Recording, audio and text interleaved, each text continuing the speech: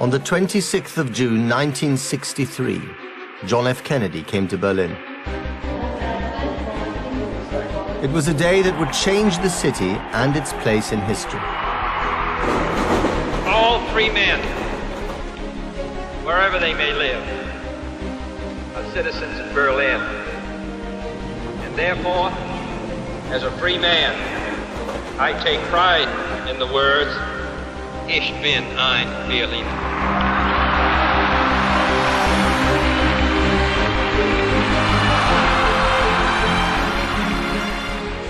After these words were uttered, Berlin became more than just a divided city. It became a symbol, a state of mind.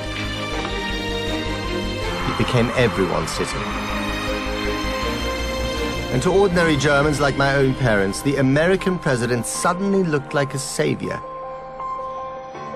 Kennedy even had a hand in my birth. I came along 5 months later. The shock of his assassination had sent my mother into premature labor. But it wasn't until much later that Berlin would play a defining role in my life. On November the 9th, 1989, as a young BBC radio journalist, I was sent here on assignment. This extraordinary party scene. The smell of champagne.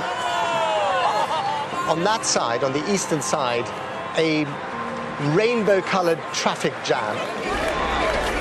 Everyone sort of walked with a certain urgency. You know, they wanted to get to the other side, just in case this is all just a dream.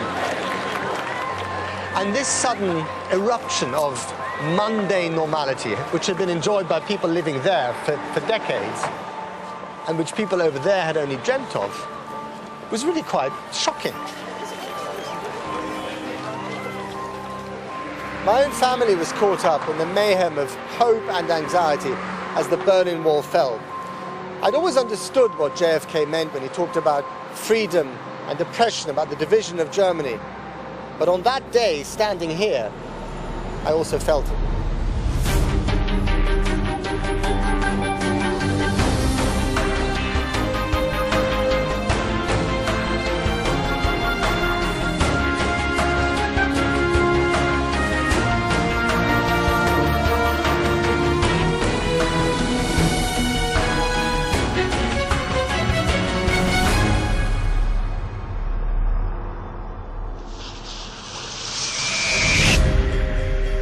On the streets of Berlin have been born the great and terrible ideas of our time. The theory of relativity, communism, and fascism. Theories of sex and sexuality, and the conception of the atomic bomb. The story of Berlin from the city's earliest days is one of a clash of ideas that would define the modern world.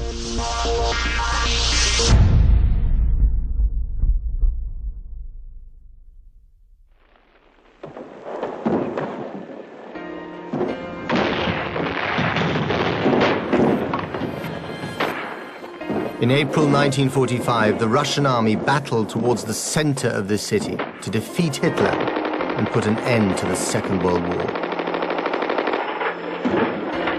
Amidst the carnage, a lone figure could be seen making his way through the rubble of Berlin towards the airport. He was a pilot and he was carrying a painting taken out of its frame. His mission was to take that painting safely out of the country. But armed only with a handgun, the mission was doomed to fail.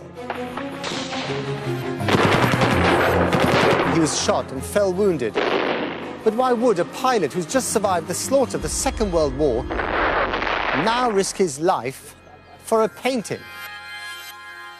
Because the painting was both an icon and a key to unlocking the soul of Berlin.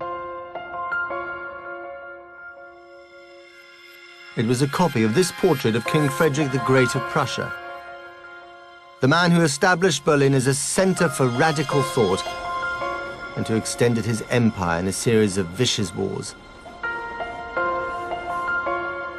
To understand Frederick, is to understand Berlin.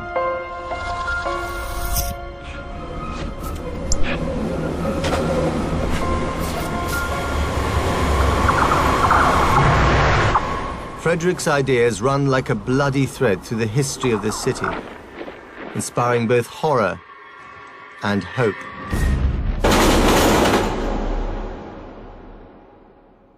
Frederick, or Fritz as he was known, was born in 1712. He lived and reigned before Germany had become a unified nation, when Berlin was still a fledgling capital of the Kingdom of Prussia.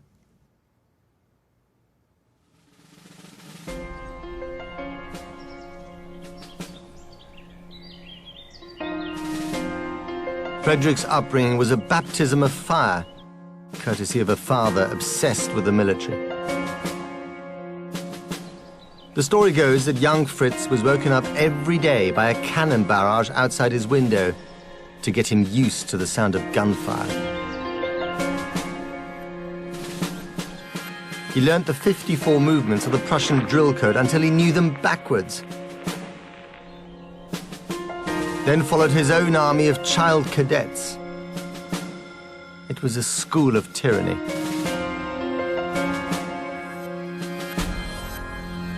At 16, the young Fritz began to rebel. He got his tutors to teach him classical poetry and the flute against his father's will. He also started to live a double life, outwardly conforming to his father's strict wishes, but secretly amassing a library of forbidden poems and philosophy. Eventually, this difference between father and son was to come to light with tragic consequences. Hans von Katte was a captain in the Prussian army. He developed a close, possibly homosexual relationship with the 18-year-old Fritz. The two friends planned to run away to England while the king was away inspecting his army. But they were betrayed.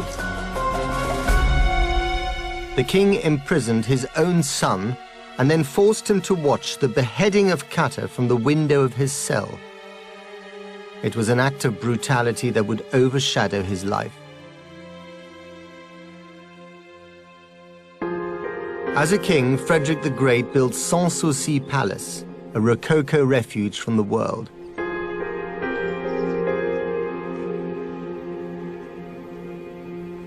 Frederick became a great patron of the arts.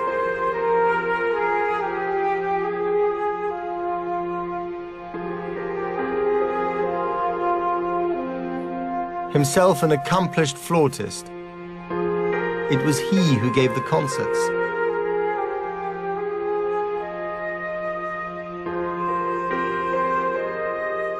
He was a modern man who was molded by the spirit of his times, the spirit of the Enlightenment, and most specifically by the French philosopher Voltaire.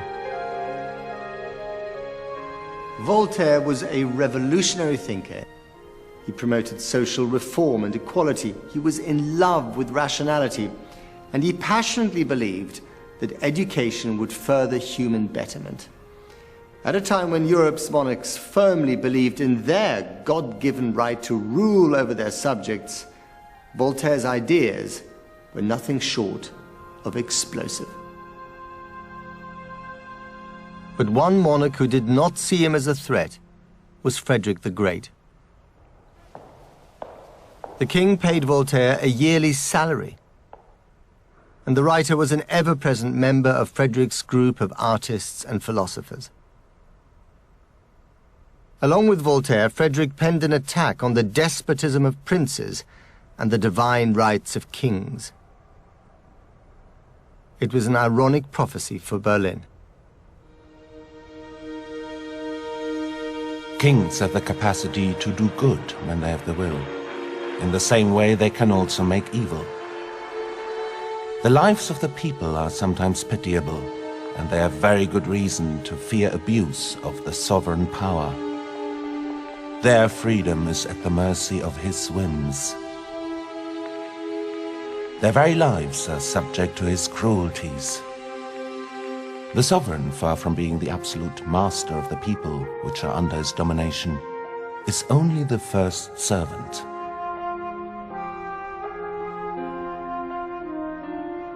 Enlightened views, and they are reflected in the very architecture of the marble hall. Urania, the goddess of free nature and life. Apollo, god of the arts. But for all his enlightened ideas, many would argue that Frederick wasn't so great. There's another side to his character also reflected in this room.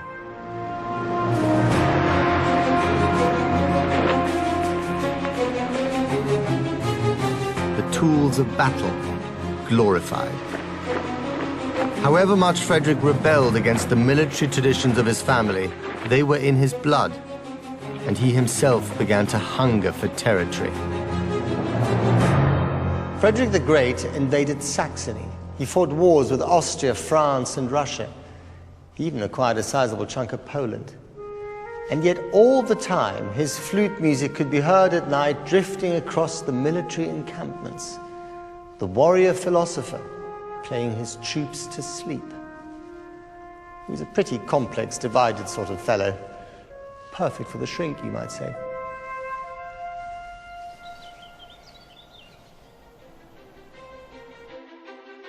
In commemoration of Frederick the Great's successes on the battlefield, an enormous sculpture was commissioned.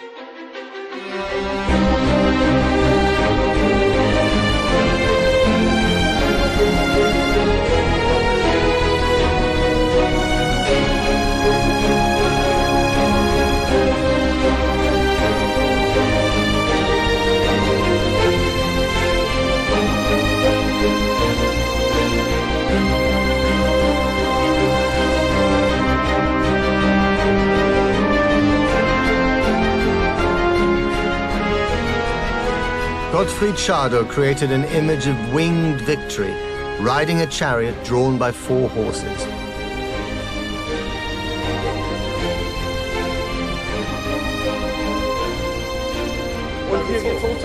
Wunderbar. Danke.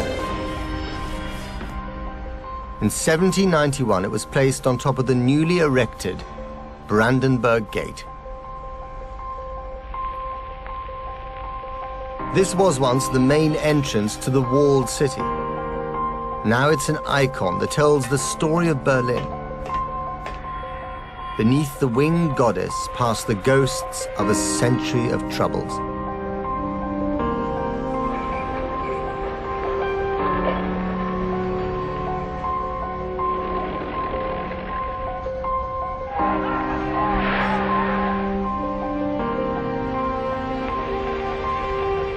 Just like Frederick the Great himself, this building embodies the clash of ideas that define Berlin.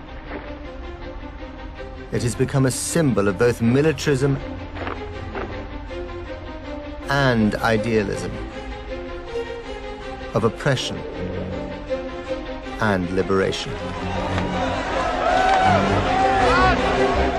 Two sides of Frederick the Great's character: the iron fist of rule versus the gloved hand of elegant ideas that could make the world a better place.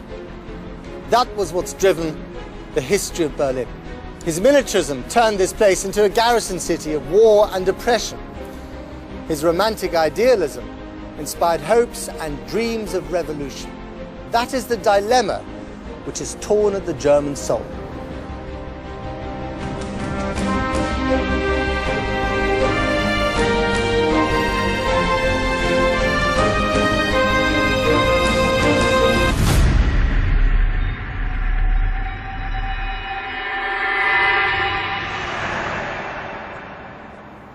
In October 1836, a student came here to the university. He noticed that the Berliners were ripe for revolution. The student was a tearaway, a hard drinker, a gambler. His name was Karl Marx, a young Prussian philosopher enamored of Voltaire and the Enlightenment thinkers that had inspired King Frederick the Great. Marx's ideas were the beginning of communism. The communists disdain to conceal their views and aims. They openly declare that their ends can be attained only by the forcible overthrow of all existing social conditions. Let the ruling classes tremble at a communistic revolution. The proletarians have nothing to lose but their chains. They have a world to win. In the Communist Manifesto, Marx urged the workers of the world to rise up against their rulers and establish a classless society. He argued that their loyalty should not be for any country king or president, but for fellow workers the world over. His ideas had an impact on the history of the city and can still be seen on almost every corner.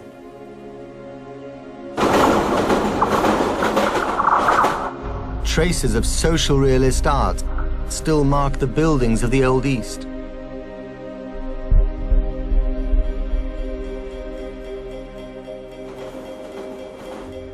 Communist statues linger, seemingly lost within the reunited city. But streets from both East and West Berlin still bear the name of Marx.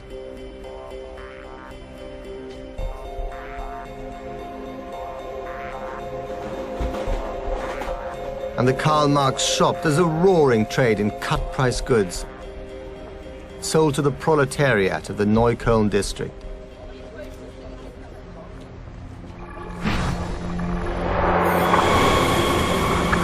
During the 19th century, this city became known as Red Berlin, a magnet for left-wing intellectuals and activists from all over Europe. In 1871, Berlin passed from the capital of Prussia under a king to the capital of united Germany under a Kaiser. The threat of the communists loomed ever larger to its rulers. But it wasn't until the end of the First World War, as the nation's defeated soldiers paraded past the monumental statue of Frederick the Great, that the people of Red Berlin managed to overthrow their rulers. On November the 8th, 1918, the anger of the people finally brimmed over. A wave of desperation washed across the country. It was fed by grinding poverty and the sudden realization that the war had been lost. When it arrived here in Berlin, the Kaiser was forced to abdicate. But what filled the vacuum? The simple answer is ideas. Lots of them. On the day the Kaiser abdicated, not one, but two republics were declared. First by the Chancellor's deputy speaking from a window in the Reichstag, and secondly by the communists. Berlin was plunged into a state of chaos over who actually ruled it.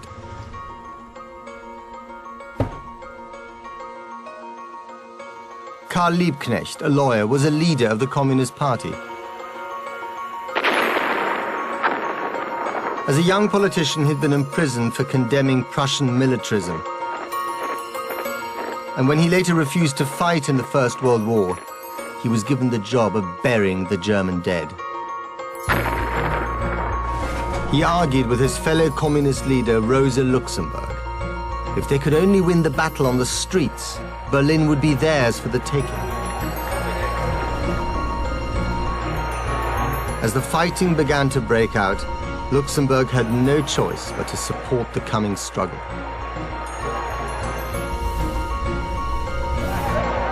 Around New Year in 1919, the bloody uprising began in earnest.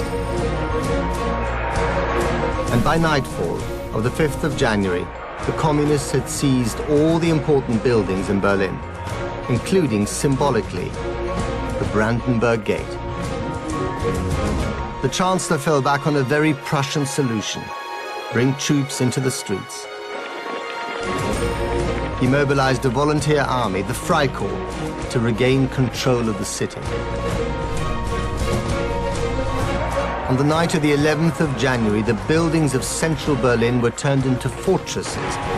It was the first, but by no means the last time that this would happen in the 20th century. The Freikorps attacked the communists in a bloody battle winning back control of the Brandenburg Gate and ultimately Berlin. On columns all over the city, the authorities would soon mount a poster campaign quoting a popular poem. The posters read, "Berlin, your dancing partner is death."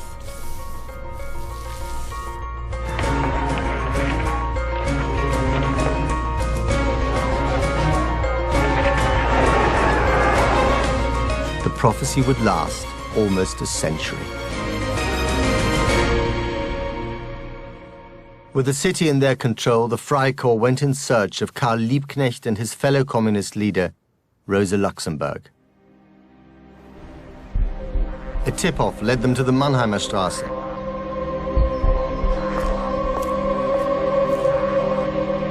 This building was surrounded.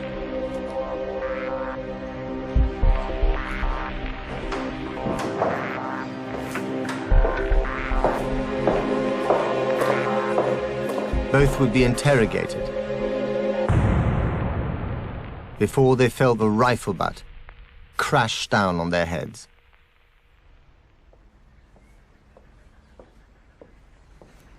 When Rosa Luxemburg came to, she was riding in the back of a car. A man put a pistol to her head and then blew her brains out. The Freikorps then dumped her body from this bridge into the Landwehrkanal. It crashed through the thin ice and disappeared. As the century progressed, the canal would become the bloodiest channel in a city of deaths. It flooded underground stations during the war, drawing hundreds of drowned bodies into its flow. Later, sections would form the infamous death strip between East and West Berlin. And it's always been a dumping ground for the corpses of dubious killings and political assassinations, among whom Rosa Luxemburg was the first. Karl Liebknecht was also shot, and his body filed anonymously into a city mortuary. The two leaders would later achieve the status of martyrs. But at the time, their deaths spelled the end of the communist uprising. Now politicians campaign furiously for a place in a new, broad-based ruling coalition. This government was to move to the small town of Weimar, as Berlin was considered far too dangerous for its politicians. The liberalism of the new so-called Weimar Republic would unleash a flood of new creative ideas in Berlin, but also dangerously destructive ones. Das ist Berlin, Berlin, die ewig junge Stadt, das ist Berlin, die Stadt, die meine Liebe hat, genau im Mittelpunkt der Welt. It was an era that was best depicted by the painter George Grosz.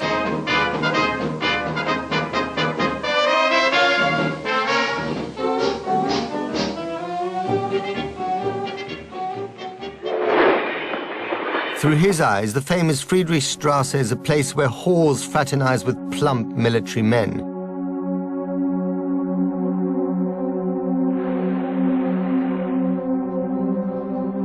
While wounded war veterans beg or sell matches to try and make ends meet. This was a dissolute and dangerous area of Berlin, but Grosz uses it to portray a modern city close to collapse. At the center of the image lurks death himself, disguised as a Berlin gent in bowler hat and suit.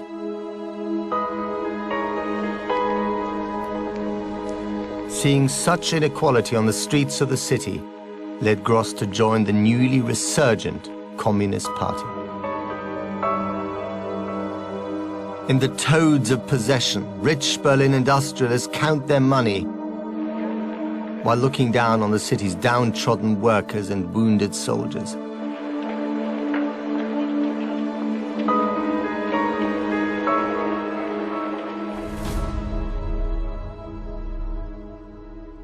Gross wrote in a letter that this image was to Berlin what Hogarth's Gin Lane was to London. It is a large picture of hell, of grotesque corpses and lunatics. On the right, a young man is throwing up on the canvas all the illusions of youth. I am totally convinced that this epoch is sailing down to its own destruction. Our sullied paradise. Just think, wherever you step, smells of shit. Gross's work was branded the new objectivity.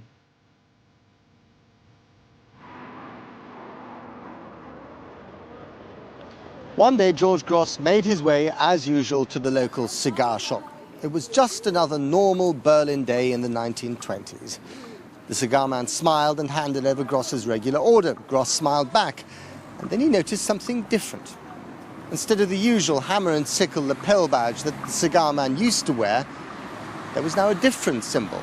It was strange, it was exotic, and a few years later, it was to define a whole nation. In 1926, the new Nazi Party organizer for Berlin arrived in the city. He was a fresh-faced young man named Joseph Goebbels. And the story of his ideological assault on the city is one of the great, grim turning points in Berlin history.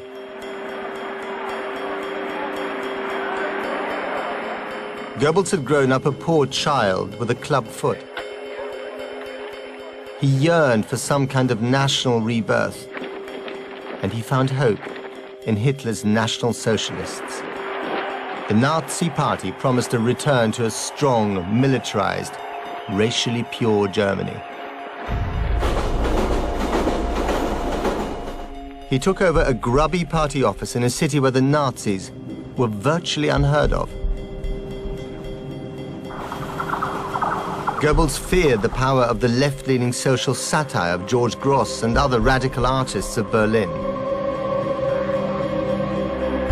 He set about turning the city towards National Socialism. And he instantly recognized something about Berlin that has held true to this day.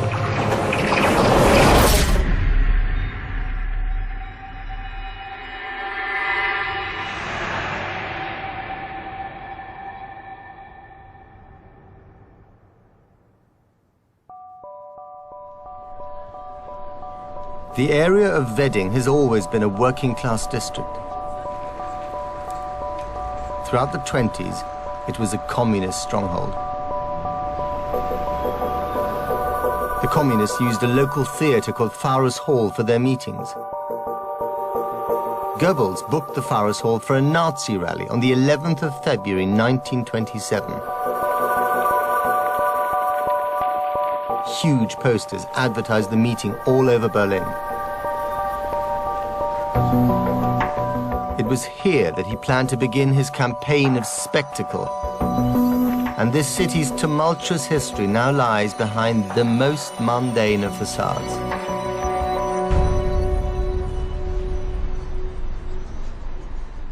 It couldn't have been more provocative. Goebbels took his small band of Nazis right here into the heart of communist Berlin. What was officially billed as a peaceful rally to drum up support was, in fact, in his own words, a declaration of war. A beer glass flew through the air and crashed to the floor. Chairs were broken and legs ripped from tables. Glasses and bottles suddenly appeared.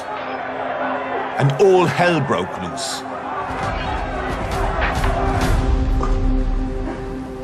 Wir drehen hier, weil der Goebbels hier in den 20er Jahren den Krieg an die Kommunisten erklärt hat. Hier? Hier, genau hier. Wussten Sie nicht? Nö. Das ist also Ich bin ganz ehrlich, das interessiert mich nicht so sehr. Das interessiert Sie nicht? Nee, Wieso nicht? Das ist doch Berlin-Geschichte. Ja, ist ja richtig, aber nee, Krieg möchte ich gar nicht hören. Nur deswegen. Deswegen verkaufen Sie Blumen? Ja, ja. When the press called it the Battle of Pfarrers Hall, Goebbels' propaganda coup was complete.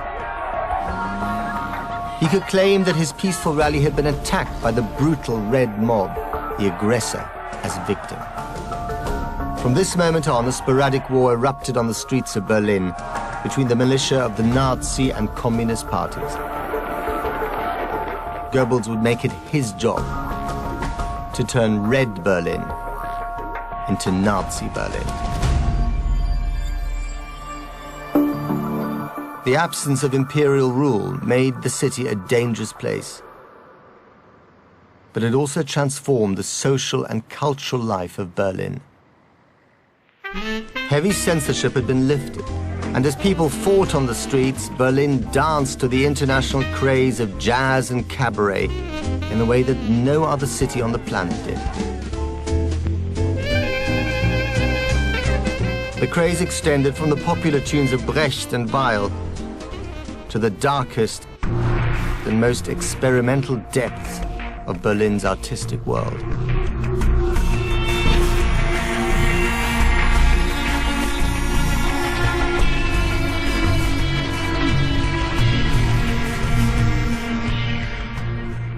On a sultry July day in 1928, a small funeral took place here in this graveyard in the district of Neukölln.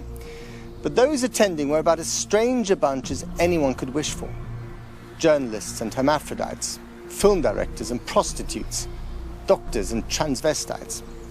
They were all here to say goodbye to a woman whose drug-fueled life and early death had come to embody the Berlin of the 1920s, roaring and toxic.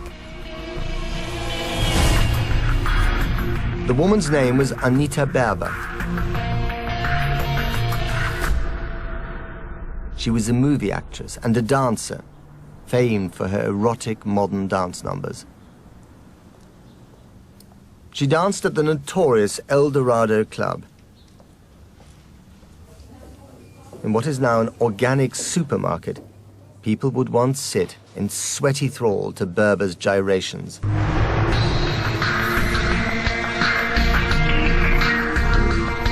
Berber was a bisexual, addicted to cocaine, morphine, and heroin.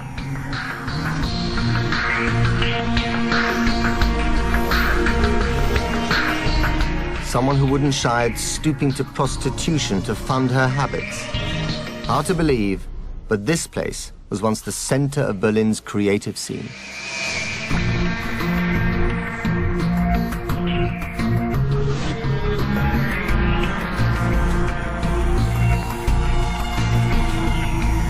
Another artist, Otto Dix, captured the mood in his stunning portrait of Berber.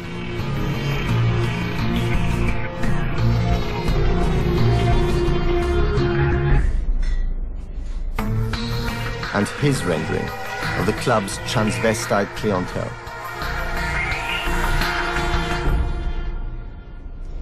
The sexual underworld of Berlin in the 1920s represented not just a way of life, or, for that matter, a good night out.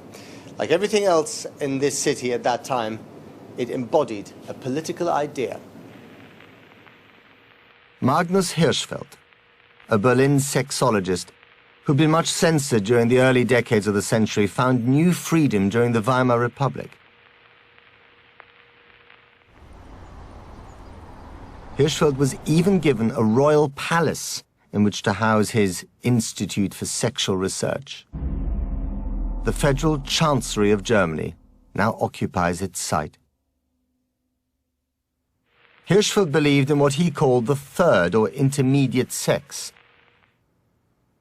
The notion that a human being could naturally be something other than a man or a woman. He theorized that between what he termed absolute man and absolute woman, there existed at least 43 million possible sexual types of human being, bespoke sexuality. According to his experiments, these types depended on physical characteristics: hair growth, gait, perspiration, and sex drive.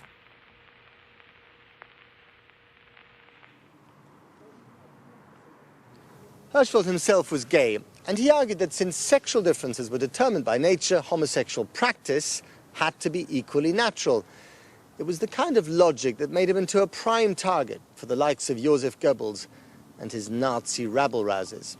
Not that that stopped Hirschfeld from lobbying for the repeal of the law against homosexual practice. He was perhaps the world's first political gay rights campaigner, a fact which the city he loved has never forgotten.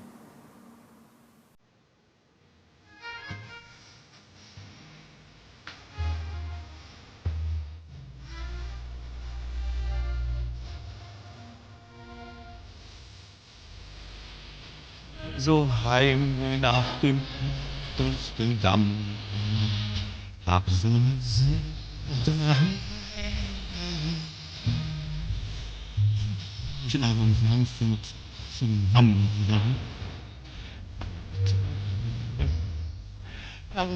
Bleib doch Berlin. Heim nach Fürstendamm. Berliner Tempo. Hätte ich auch wohl. Ich will sie noch. Ich bleibe.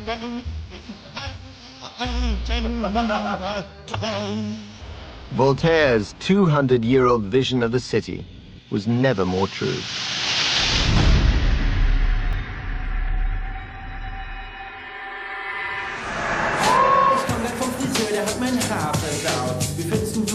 Ja, die ist ein bisschen laut. Mit muss noch ins Ballett schon morgen auf dem CFC. Ach, nun setz dich mal, mein Schatz. Ich mach uns erstmal grünen Tee. Ich komm grad zurück aus Köln, da war ich mit dem schönen Bär. Das war doch nicht etwa einmal ja nur Rosenberg-Konzert. Du bist verrückt und im Darkroom hattet ihr noch so was. Mit dem Gerd leider nicht. Oh. Mutterkomplex. Ich zieh den Rummel an, kannst mich auch nie kann. Doch das schaff ich hier an, wo ich ankam. Setz dich ab, ich will eine Frau mit Know-how, wie man sich fängt und beim Karaoke aber singt. Wenn tutzig wie nur was, hab jede Menge Spaß und schmink mich schon seit ich ein Kind war. Tags, da arbeitete mich Wutz, hau abends auf den Putz, als Lola auf dem Totenball. Ja! Schwul! Und jetzt alle nochmal ein männliches Wort mit 4 Buchstaben. Toll, toll, toll. Frau Schlenske.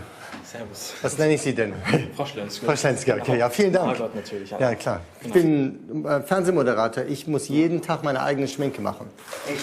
Also wenn du irgendwelche Tipps hast, dann sag mir das, ja. Ja, das ist wunderbar. Also, Brust heißt im Tuntenleben? Ich erzähle jetzt die Metamorphose von Frau Schlenske, von Margot Schlenske zu Herrn Reetz. In mich zumindest in Zivil, ja, richtig, ja. Ja. Ich werde aber auch im zivilen Leben als Margot immer angesprochen. Ach, wirklich? Ja. In unseren Kreisen ist das so, ja, einheitlich. Ist das Margot und nichts weiter sonst? Seht ihr euch als ein Kontinuum der Berliner Geschichte? Dieses Lied, was da so um 1900 irgendwie rauskam, hat, also ich weiß nicht, ob das der Titel war, aber die Textteile kamen drin vor. Du bist verrückt, mein Kind, du musst nach Berlin, da wo die Verrückten sind, da gehörst du hin. Da gehörst du hin, ja. Da gehörst du hin, genau, richtig. Und ich glaube, einerseits die total Verrückten, die woanders wirklich als Dorftrottel und Bekloppte abgestempelt worden sind, die kamen nach Berlin. Und ich glaube, das ist der Grund gewesen, weshalb die ganzen Verrückten oder die irgendwie anders leben, es wirklich nach Berlin zieht. Many of those drawn to Berlin during the 1920s made a beeline for Schöneberg. Then, as now, the gay center of the city. One was a young Englishman named Christopher Isherwood. He lived at number 17 Nollendorfstrasse, and it was here that he wrote the tales of his experiences. Published in the book Goodbye to Berlin, they later became the film Cabaret.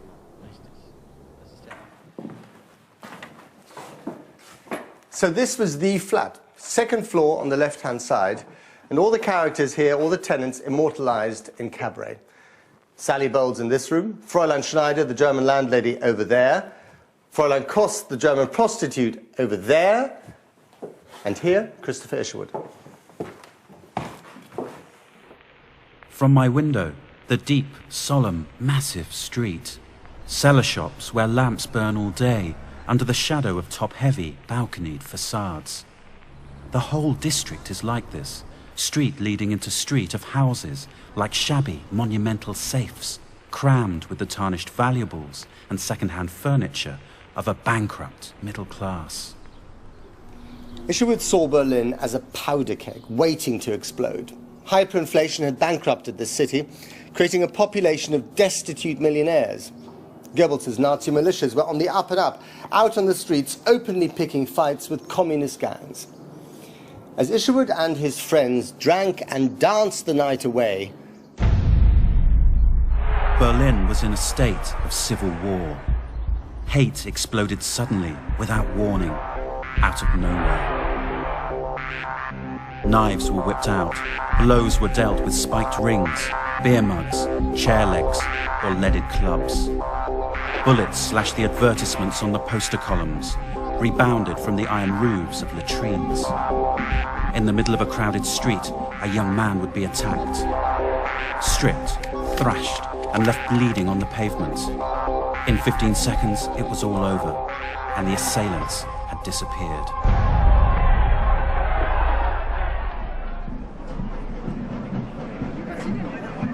May Day, 2009. This was always a favorite day for fighting on the streets of Berlin. Today, a contentious political rally is being held in the district of Köpenick. So this building here is the headquarters of the NPD, the neo-fascist party, the extreme right-wing party. See the man there, they want to show exactly who they are. There's quite a bit of tension in the air, which seems to be mounting by the hour. And all I can say is that the stage is once again set for a confrontation between the fascists and the anti-fascists. Wenn wir uns das Deutschland der heutigen Zeit anschauen, diese Massenarbeitslosigkeit, diese Verblödung hervorgerufen durch eine systematische Formation, dann ist es das Resultat ihrer Befreiung und ich fühle mich nicht befreit. Es ist ein Wahnsinn und es ist ein Verbrechen, dem wir uns entgegenstellen müssen. Der nach uns kommt keiner mehr, der die Stirn des deutschen Volkes verliert.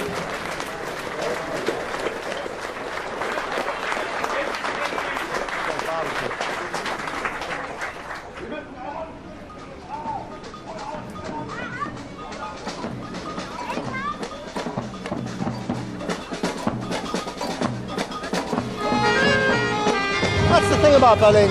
It's half street fight, and as you can see, half carnival. Everyone here is always up for a party, and more often than not, the party turns into a fight. Ich hab so Heimweh nach dem Kurfürstendamm, hab so ne Sehnsucht nach meinem Berlin. Und seh ich auch in Frankfurt, München, Hamburg oder Wien, die Leute sich bemühen, Berlin bleibt doch Berlin. Ach, ich habe so Heimweh nach dem Kurfürstendamm. Berlin hat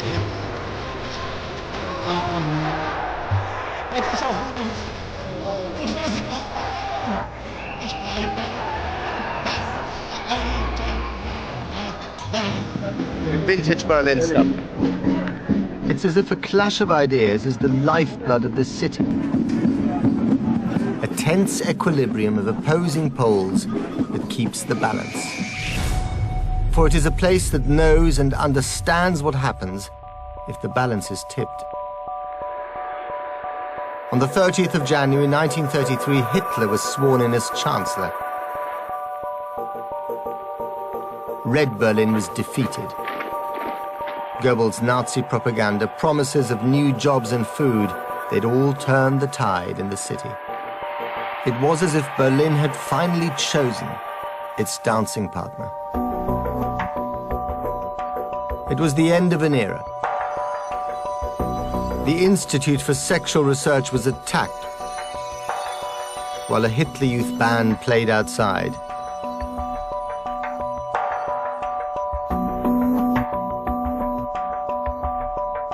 The entire library was paraded behind a bust of Magnus Hirschfeld to the Opernplatz. And here it was burned, with other literature deemed degenerate. The organizer of the bonfire, Joseph Goebbels, proclaimed, with his usual hyperbole, the coming of a new age. Und deshalb tut ihr gut daran, diese mitternächtige Stunde den Ungeist der Vergangenheit den Flammen anzuvertrauen. Das ist eine starke, große und symbolische Handlung. Eine Handlung, die vor aller Welt dokumentieren soll. Hier sinkt die geistige Grundlage der Novemberrepublik zu Boden. Aber aus diesen Trümmern wird sich siegreich erheben der Phönix eines neuen Geistes. The El Dorado Club was closed down. Soon it would be a Nazi Party local office.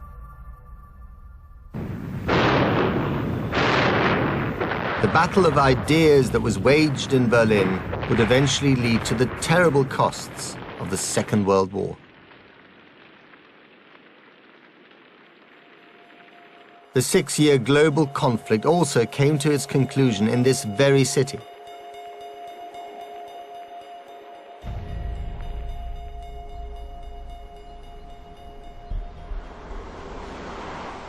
Of all Berlin's haunted streets, none is more strangely evocative than Vossstraße.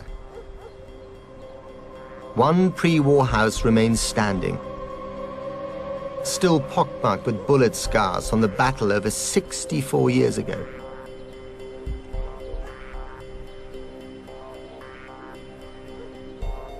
It was here, beneath the Reichschancellery, that Hitler and his closest lieutenants, including Joseph Goebbels, had remained in a bunker till the very end. The forlorn cavern is now buried beneath a Chinese restaurant and a kindergarten.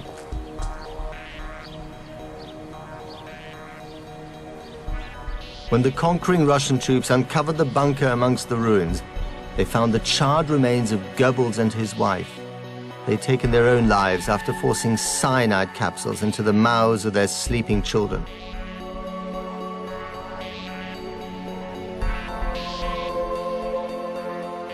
Inside the ruined bunker, on the wall of Hitler's study, the troops found an empty picture frame. The painting which the frame held was one of Hitler's most prized possessions. It had traveled with him wherever he went.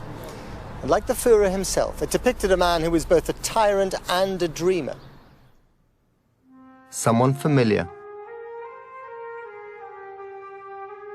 It was old Fritz, Frederick the Great. Before he committed suicide, Hitler had entrusted the painting to his personal pilot to try and spirit it out of Berlin. But the story doesn't end here.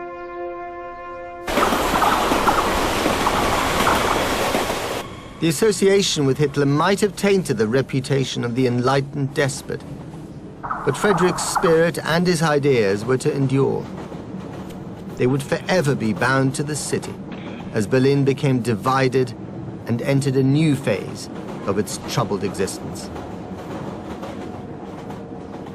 Emergent communist East Germany and its capital, East Berlin, wanted little to do with the monarch who was seen as an inspiration to Hitler. In 1950, his statue was removed from Unter den Linden, where it had proudly stood for almost a century.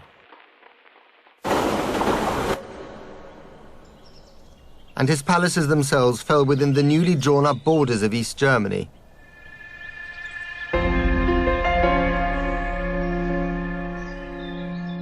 Like the monarch, they entered a period of neglect and near ruin. Hallo. The assistant custodian at Sans Souci lived through a time when everything wasn't quite so well cared for.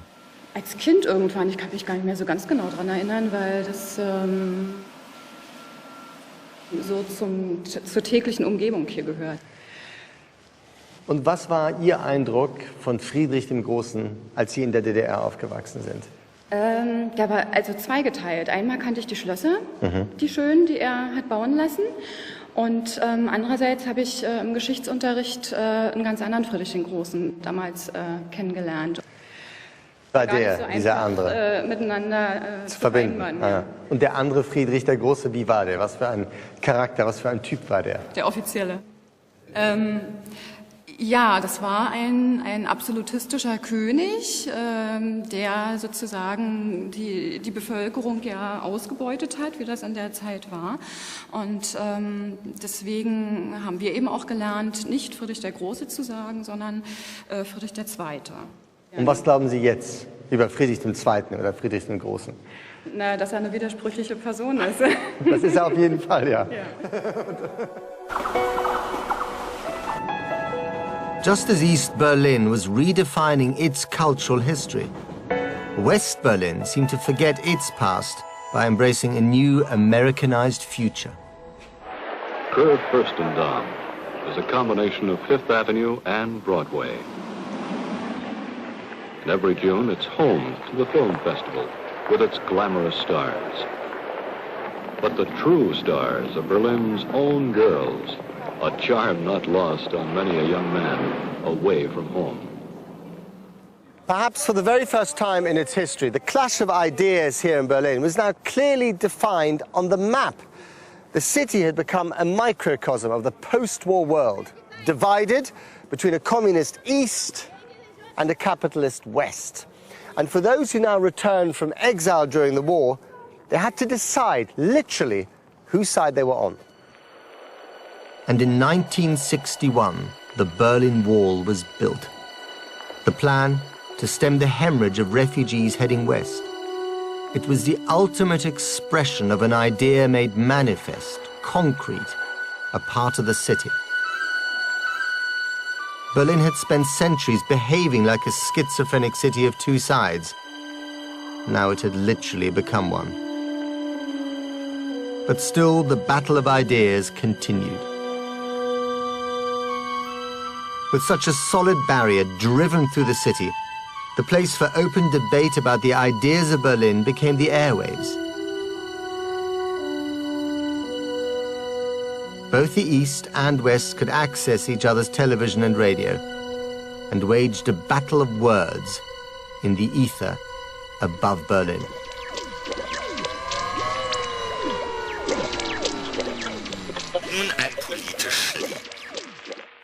Ein Kabarettsong, er gehört zu denen, die im Kalten Krieg im Äther als eine der schlagendsten Waffen mit Langzeitwirkung eingesetzt wurden.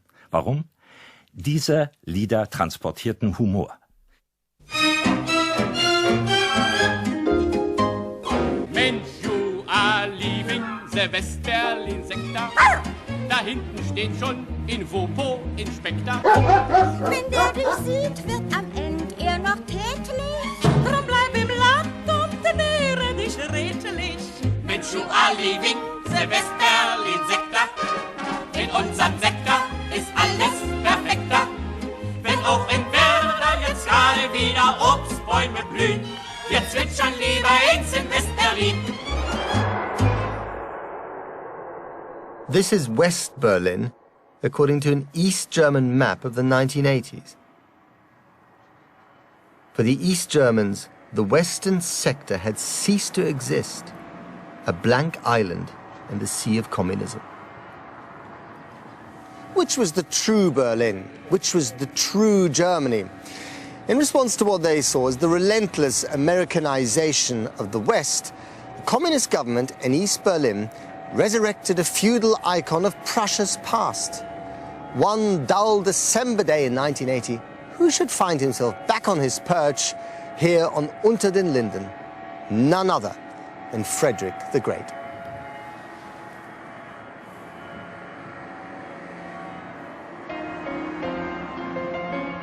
Communist East Berlin was embracing a feudal monarch, anything to give it historical legitimacy. Whatever they had previously said or felt about Hitler's favorite Prussian monarch, the regime now saw him as a great example of tolerance, of compassion, and of enlightened thought. And even though the regime would not admit it,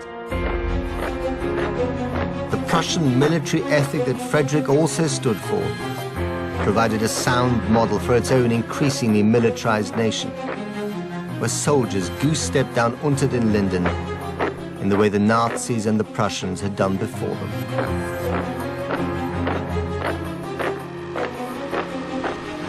After all, East Berlin was the part of the city that contained all the architecture of the Prussian kings.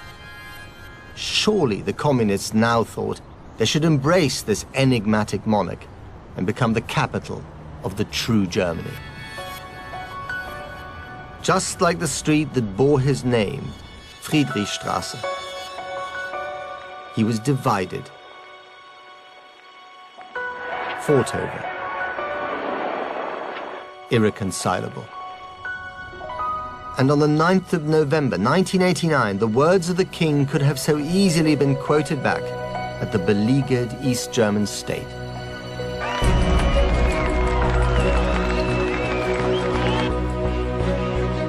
Justice must be the main responsibility of a sovereign. Since it is the prime interest of the many people whom they control.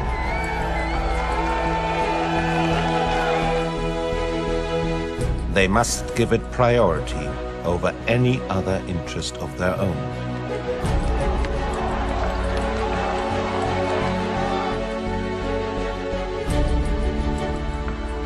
Frederick had always wished for a simple burial on the hill at Sanssouci, next to his beloved dogs.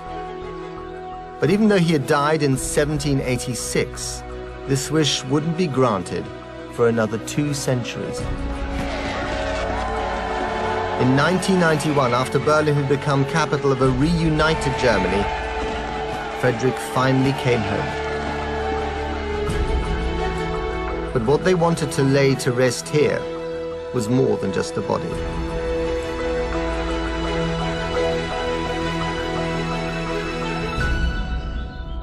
Love him and loathe him, even from his self-effacing grave, Frederick the Great and his split personality still haunt German history and the history of Berlin. Now, he never got a chance to reconcile the two sides of his character, but I think we Germans did, eventually.